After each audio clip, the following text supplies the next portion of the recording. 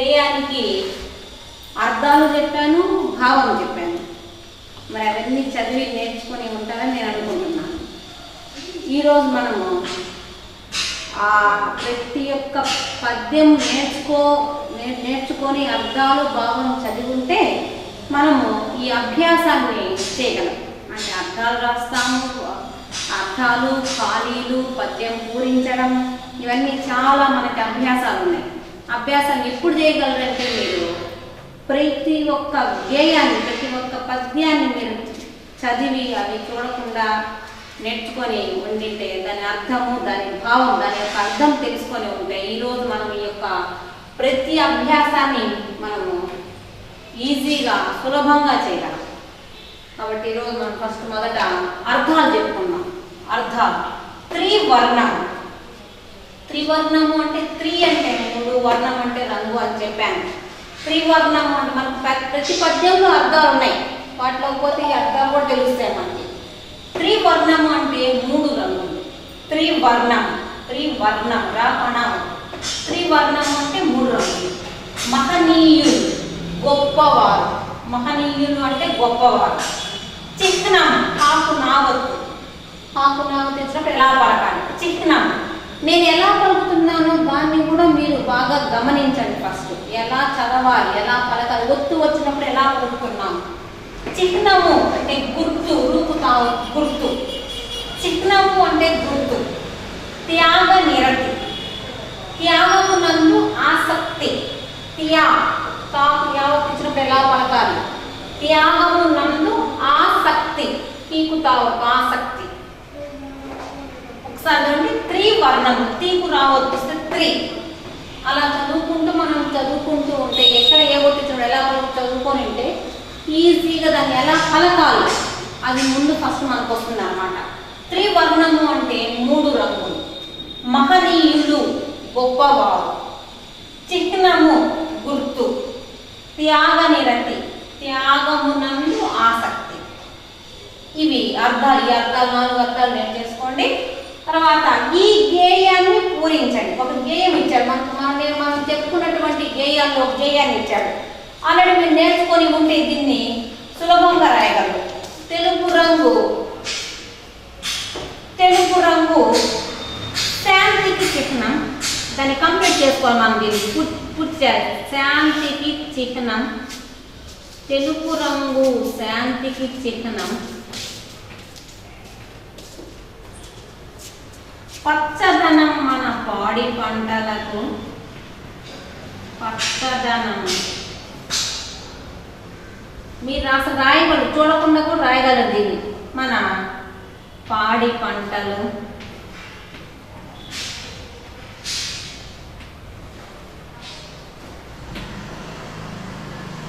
కాషాయం,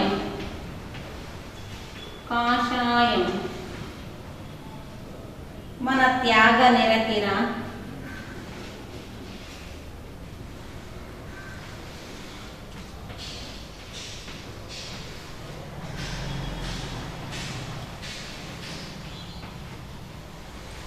ధర్మచక్రమే సత్య సాధన. ధర్మచక్రమే సత్య సాధన. ఒకే ఇచ్చారు, 2 లైన్లు ఇచ్చారు. తెలుపు రంగు అన్నాడు, సత్య సాధనం అన్నాడు. దీన్ని మీరు పూరించాలి. మీరు ఆల్రెడీ నేర్చుకున్నప్పుడు ఈజీగా చేయగలరు. తెలుపు రంగు శాంతికి చిహ్నం. పచ్చదనం మన పాడి పంటలు. కాషాయం మన త్యాగ నిరతిరా. ధర్మచక్రమే సత్య సాధన. అంటే జెండాలో ఉన్నటువంటి రంగుల యొక్క విశిష్టత, గొప్పతనాన్ని చెప్పారు ఈ గేయంలో. తెలుపు రంగు శాంతికి చిహ్నం అన్నాడు. పచ్చదనం మన పాడి పంటలు అన్నాడు. కాషాయం మన త్యాగ నిరతి. ఆల్రెడీ చెప్పేసుకున్నాం మనం. ఏ రంగుల విశిష్టత ఏంటో మనం పద్యాలలో చెప్పేసుకున్నాం. కాబట్టి ఈ పద్యాన్ని మీరు పూరించాలి. తెలుపు రంగు శాంతికి చిహ్నం. పచ్చదనం మన పాడి పంటలు. కాషాయం మన త్యాగ నిరతిరా. ధర్మచక్రమే సత్య సాధన. ఈ గేయాన్ని పూరించమన్నాడు. చూడమ్మా, 3వ రోమంలో ఈ క్రింది వాణిలో తప్పు లేని పదాన్ని గుర్తు టిక్ మార్క్, రైట్ టిక్ మార్కుతో గుర్తించండి అన్నాడు. అంటే ఇక్కడ మనకు 4 పదాలు ఇచ్చాడు, 4 పదాలు ఇచ్చాడు. దీనిలో సరి అయిన దాన్ని అంటే ఒత్తులు పొల్లులతోటి పలికే విధానంతో ఏది తప్పు ఏది రైట్, కరెక్ట్ అయిన దానికి టిక్ కొట్టమని చెప్పాడు. మనం అప్పుడు ఏం చేయాలంటే ప్రతి ఒక్క పదాన్ని చదవాలి. అది ఎలా ఉంది, మన పాఠంలో ఉన్న ఈ పదాలు, మన గేయంలో ఉన్న ఈ పదాలు, ఆ పదాలని జాగ్రత్తగా మనం ఎలా పలుకుతున్నాం వాటిని జాగ్రత్తగా ప్రతి పదాన్ని చదవండి. ఎక్కడెక్కడ ఏ ఒత్తు ఏ పొల్లు ఉంది, ఎక్కడ దీర్ఘం లేదు, ఎక్కడ కొమ్ము లేదు, ఇలా గమనించి అది రైటో రాంగో గుర్తించండి. ఫస్ట్ ఇచ్చారు చూడండి, మహనీయులు. జాగ్రత్తగా చూసుకోవాలి. మహనీయులు, మహనీయాలు చూడండి. తర్వాత మహనీయులు, మహోనీయులు చూడండి. మళ్ళీ ఒకసారి మీకు ఏది కరెక్ట్ అనిపిస్తుందో మీకు అర్థమైపోతుంది ఆల్రెడీ అప్పుడే. మహనీయులు, మహనీయాలు, మహనీయులు, మహోనియాలు, నియులు. మరి ఏది రైట్ అనుకుంటున్నారు మీరు? ఒక్కసారి గమనించండి. ఫస్ట్ మీరు పలికే విధానం బట్టి మనకు ఆల్రెడీ గేయంలో వచ్చింది. మహనీయులు అంటే మీకు అర్థం కూడా తెలుసు. మహనీయులు అంటే గొప్పవారు. మరి ఏది రైట్ అనుకుంటున్నారు వీళ్ళలో? మహనీయులు, మహనీయాలు, నియలు. మహనీయులు అంటే గొప్పవారు. మహనీయాలు, మహనీయులు, మహోనీయులు. ఏదనుకుంటున్నారు? మహనీయులు, మహనీయులు. తర్వాత కిషాయం, కిషాయం, కాషాయం, కుషాయం, కాషాయం. మనకు రంగుల్లో గేమ్లోకి వెళ్ళినప్పుడు, రంగుల్లోకి వెళ్ళినప్పుడు కనిపిస్తుంది ఆ పదం. ఏంటది? కాషాయం దేనికి గుర్తు? కాషాయం మన త్యాగ నిరతిర ఆ పదంలో ఉంది. కాషాయం ఇక్కడైతే కిషాయం ఇచ్చారు. షా, ఇది షా చెప్పారు. షాకు దీర్ఘం ఇస్తే షా, ఇది షా. కిషాయం, కాషాయం, కుషాయం, కాషాయం. మన జెండాలో ఉన్నటువంటి రంగు అది కాషాయం. ఏంటండి? కాషాయం. అది రైట్, కరెక్ట్ వర్డ్. కిషాయం కాదు, కుషాయం కాదు, కాషాయ కాదు. కాషాయం, కాకు దీర్ఘము, షాకు దీర్ఘము, కాషాయం. తర్వాత త్యాగ నిరతి, త్యాగి నిరితి. పదాన్ని ప్రతి పదాన్ని చదవండి. అప్పుడు మనం ఎలా పలుకుతున్నామో మీకు అర్థమవుతుంది. త్యాగ నిరతి, త్యాగం నందు ఆసక్తి, అది అర్థం. మనకు అర్థాలలో వచ్చింది ఆ పదం. త్యాగ నిరతి, త్యాగి నిరితి, త్యాగి నిరితి, తాగి నిరితి, తోగి నిరతి. చూడండి, ఒకసారి గమనించుకోండి.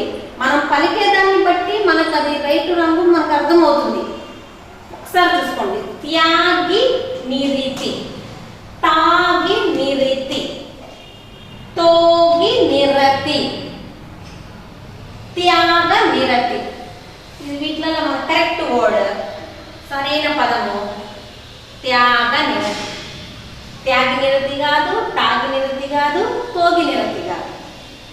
చూడండి పిల్లలే, మనం ఫస్ట్ రోమన్లో అర్థాలు చెప్పుకున్నాం. ఒక్కసారి త్రివర్ణము అంటే 3 రంగులు, మహనీయులు అంటే గొప్పవారు, చిహ్నము అంటే గుర్తు, త్యాగ నిరతి అంటే త్యాగమునందు ఆసక్తి.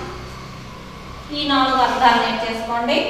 ఈ గేయాన్ని పూరించండి. మనకు తెలుపు రంగు ఇచ్చాడు, సత్య సాధనం ఇచ్చాడు.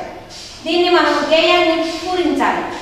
తెలుపు రంగు శాంతికి చిహ్నం, పచ్చదనం మన పాడి పంటలు, కాషాయం మన త్యాగ నిరతిర, ధర్మచక్రమే సత్య సాధన. ఇంకా 3rd రంగులో ఈ క్రింది వాళ్ళలో తప్పు లేని పదాన్ని 4 పదాలు ఇచ్చాడు. దానిలో ఒకటి కరెక్ట్గా ఉంటుంది, మిగతావి తప్పున్నాయి. దాన్ని మనము ఒత్తులు పొల్లులు దీర్ఘాలు మనం పలికే విధానాన్ని బట్టి ఏది రైట్ ఏది రాంగ్ తెలుసుకోవాలి. అప్పుడు మనం దాన్ని ప్రతి పదాన్ని చదవాలి. ఈ టిక్ గుర్తుతో రైట్ మార్క్తో గుర్తించమన్నాను.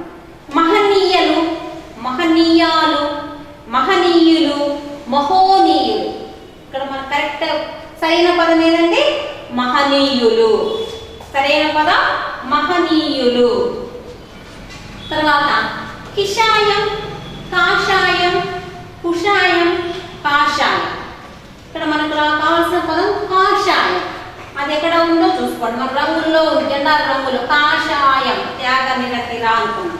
తర్వాత త్యాగ నిరతి, త్యాగి నిరతి, తాగి నిరతి, తోగి నిరతి. వీటిలో మన కరెక్ట్ పదము, సరైన పదము త్యాగ నిరతి. రాసుకోండి పిల్లలు, తీసి అభ్యాసం రాసేసుకోండి అందరూ.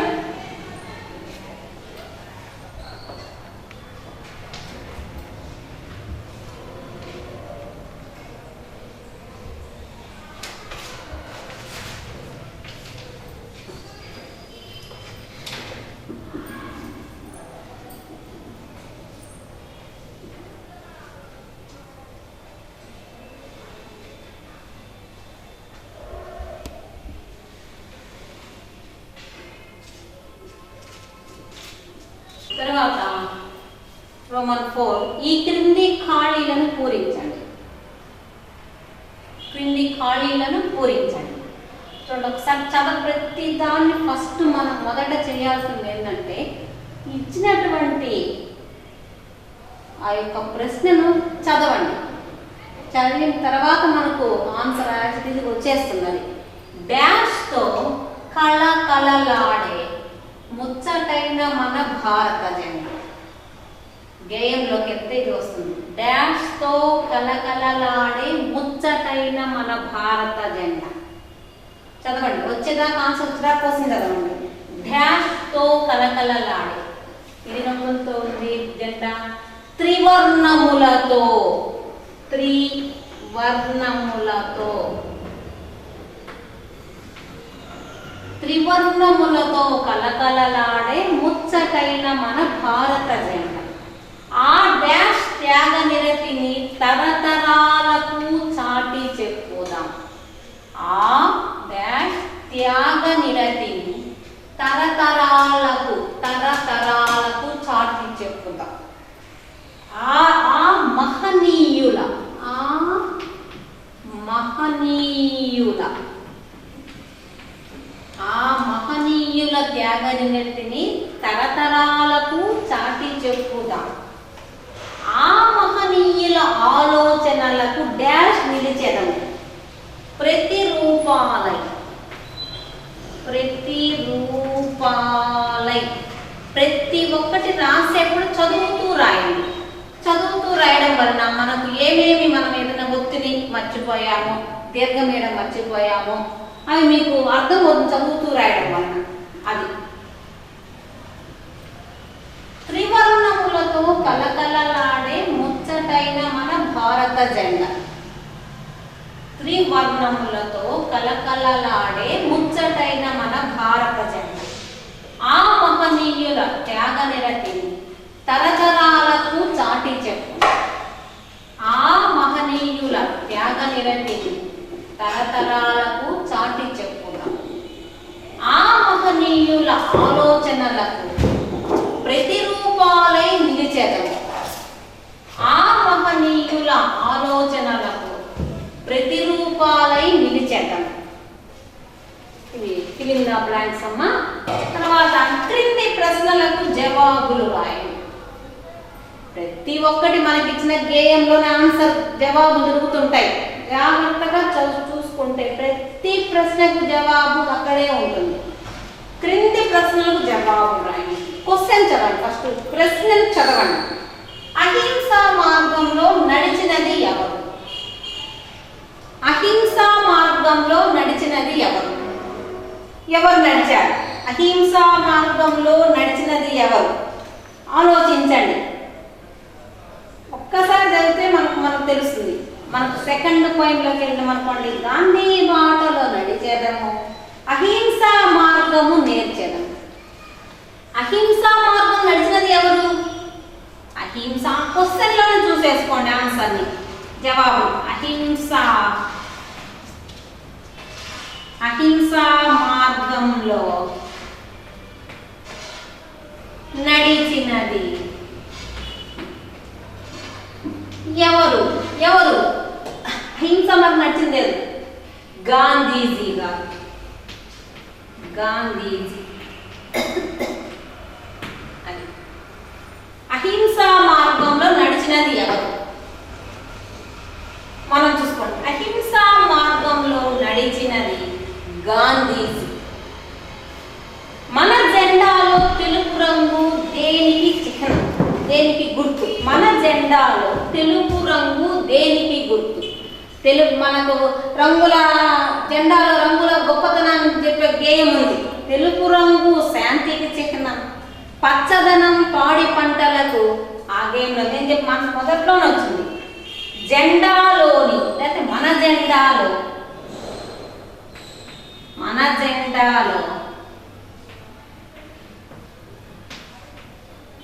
తెలుపు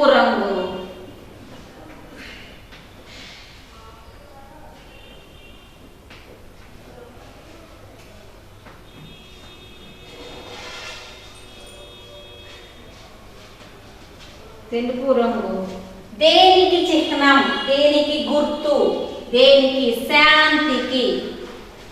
మనం నేర్చుకోవాల్సింది ఇది ఒక పదం, శాంతికి చిహ్నం. మొత్తం అంతా ప్రశ్నలోనే ఆన్సర్ దాగి ఉంది. ఆ దేనికి అనే దగ్గర శాంతికి. జెండాలో తెలుపు రంగు దేనికి చిహ్నం? చిహ్నం అంటే గుర్తు. మన జెండాలో తెలుపు రంగు శాంతికి చిహ్నం. సత్య సాధనము ఏది? సత్య సాధనము ఏది? సత్య సాధనము ఏది? చెప్పండి. సత్య సాధనమే ధర్మ అంటే ఏంటి? సత్య సాధనము ఏది? ధర్మ చక్రమే సత్య సాధనం. సత్య సాధనము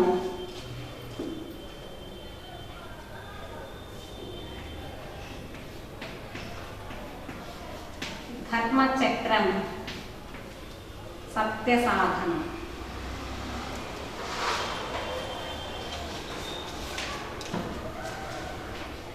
ధర్మ చక్రం మన సత్య సాధనం.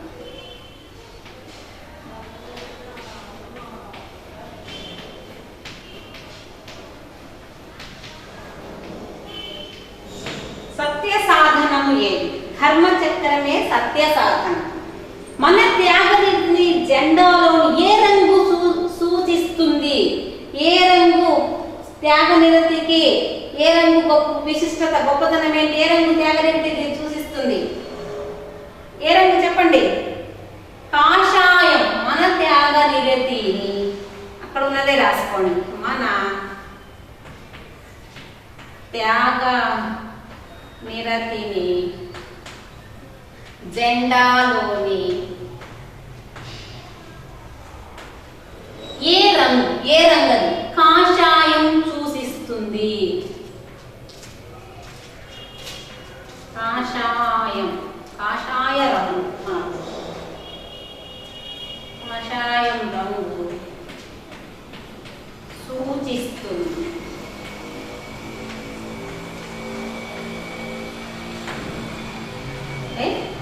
మన త్యాగనిరతిని జెండాలోని ఏ రంగు సూచిస్తుంది? గుర్తిస్తుంది. గుర్తు. దేనికి గుర్తు? మన త్యాగనిరతిని జెండాలోని కాషాయం రంగు సూచిస్తుంది. తరతరాలకు ఏమని చాటు చెప్తాం? ఏమని చెప్తాం తరతరాలకు? మహనీయుల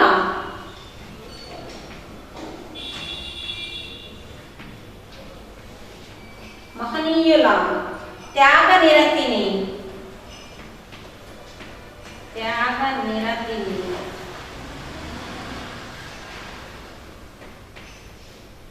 తరతరాలకు చాటి చెప్పుదాం. తరతరాలకు చాటి చెప్పుదాం.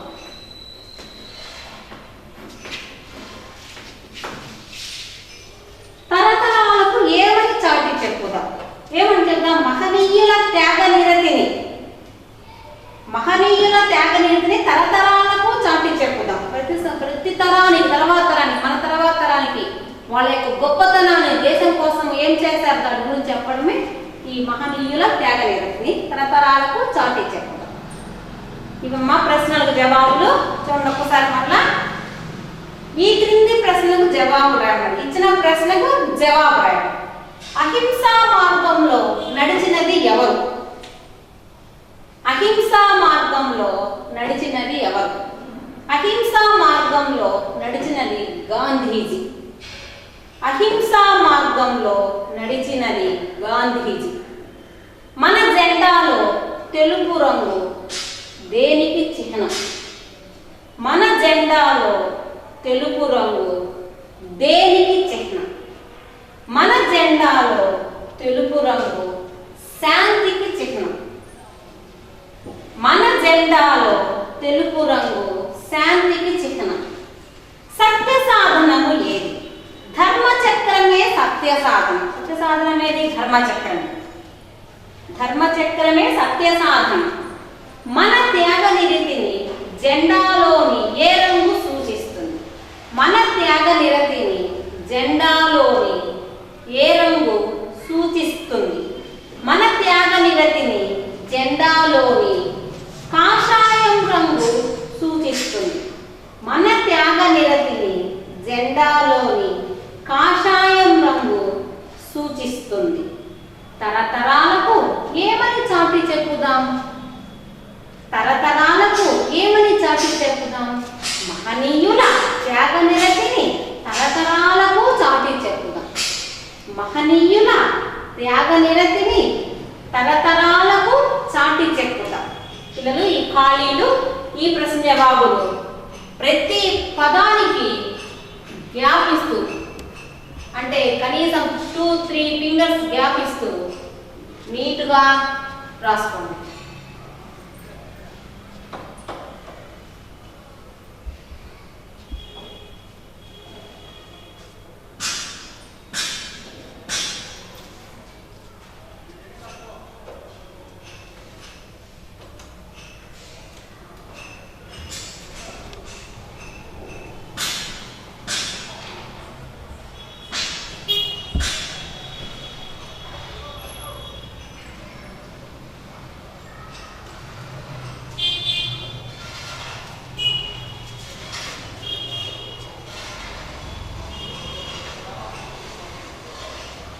చూడమ్మా, పదజాలంలోకి వెళ్తే మళ్ళా మనకు ఒకసారి అర్థాలు ఇచ్చారు.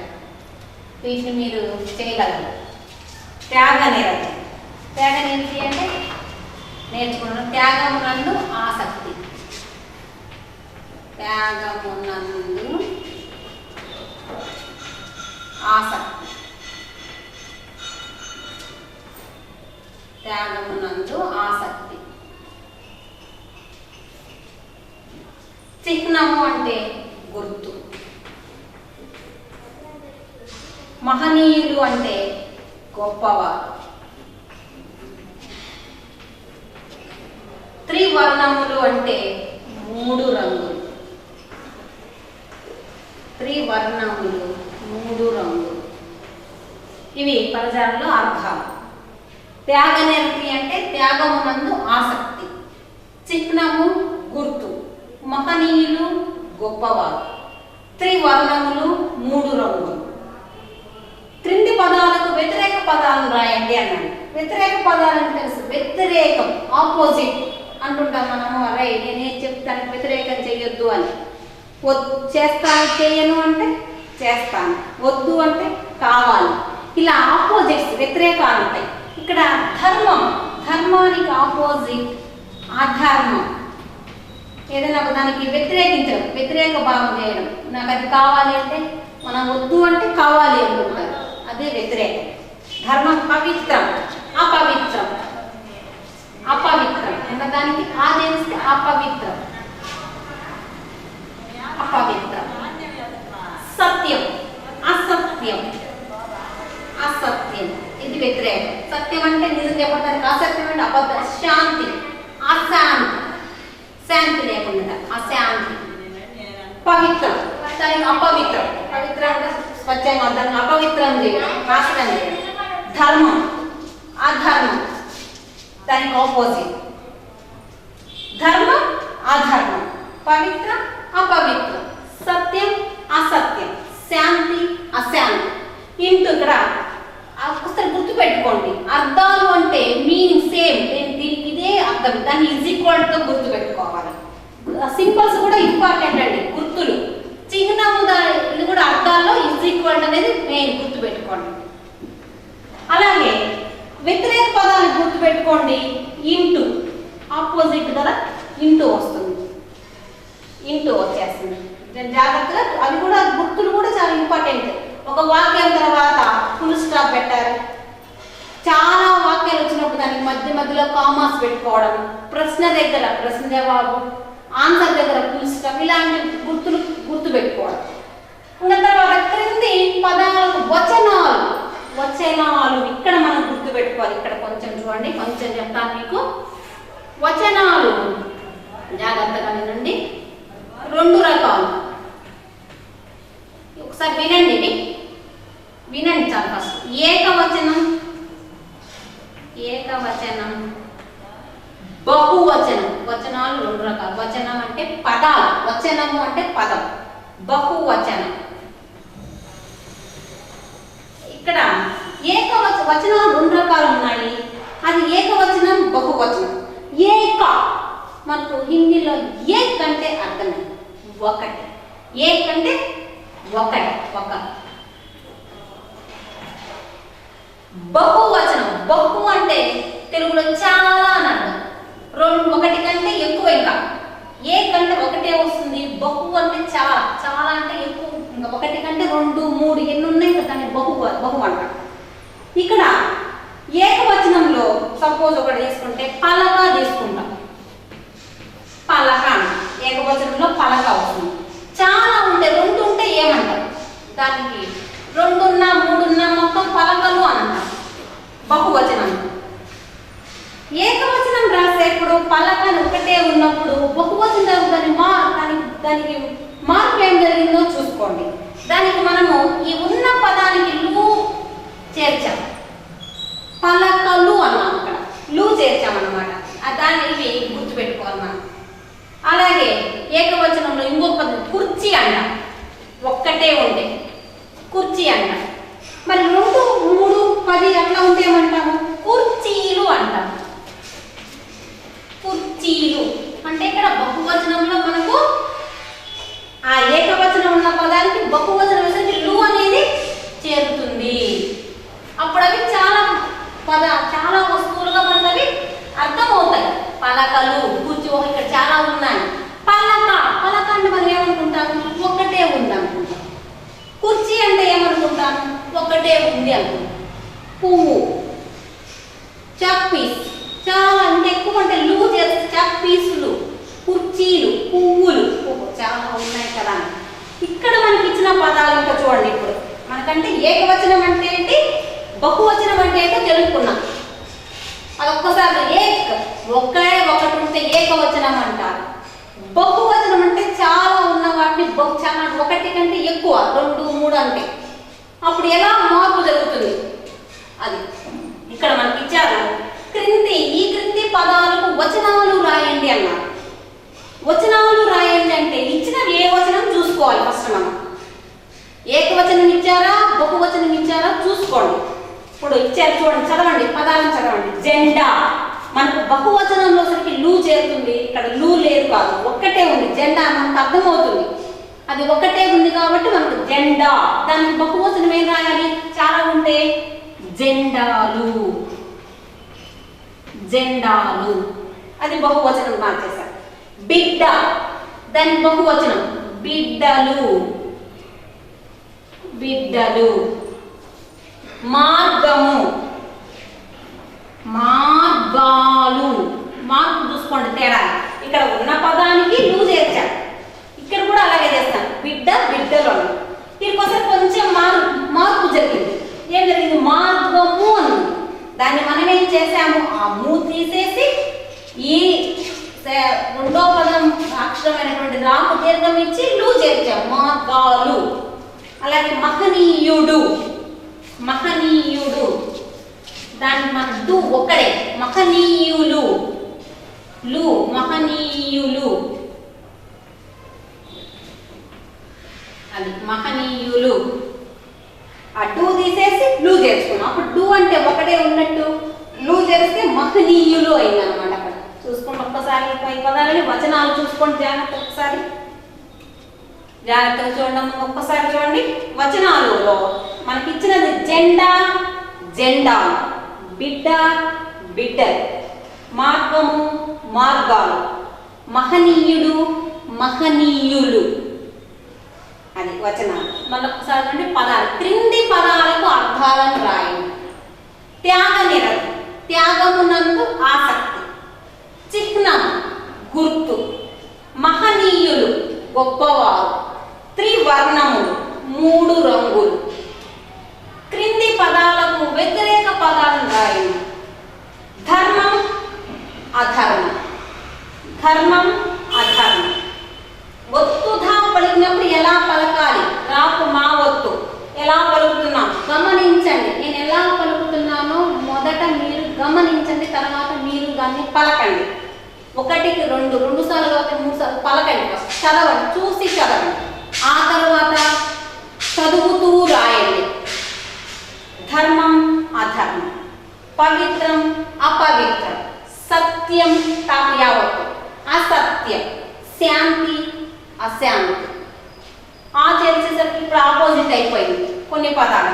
ధర్మం, అధర్మం, పవిత్రం, అపవిత్రం, సత్యం, అసత్యం, శాంతి, అశాంతి. ఇంకా ఈ క్రింది పదాలకు వచనాలు రాయండి. వచనం అంటే పదం. ఇచ్చినది ఏ వచనమో చూసుకోండి, దానికి మీకు ఆల్రెడీ తెలుస్తుంది. ఏకవచనం అంటే ఒకే ఒక పదం అంటే ఏకవచనం అంటారు. బహువచనం అంటే రెండు కంటే ఎక్కువ పదాలు ఉన్న వాటిన్నింటినీ, రెండు అంతకంటే ఎక్కువ ఉన్న పదాన్ని బహువచనం అంటారు.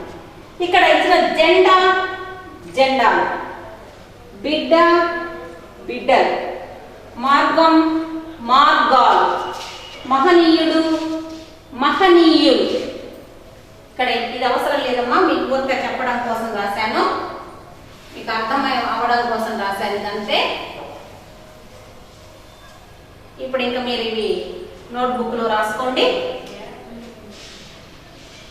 నీటుగా రాసుకోండి. ప్రతి పదానికి అర్థం ఒక లైన్ వదిలిపెట్టి ఒక లైన్ రాసుకున్న ప్రాబ్లం ఏం లేదు. నీటుగా అర్థం అవడానికి రాసుకొని చదువుతూ రాయండి. ఎక్కడ ఏమవుతుంది దాన్ని గమనించండి, దాని దీర్ఘాలు పలుకుతూ రాసుకోండి. ఎక్కడ ఒత్తు, ఎక్కడ దీర్ఘం, ఎక్కడ గుడి అనేది మీకు అర్థమవుతుంది. రాసుకోండి పిల్లలు.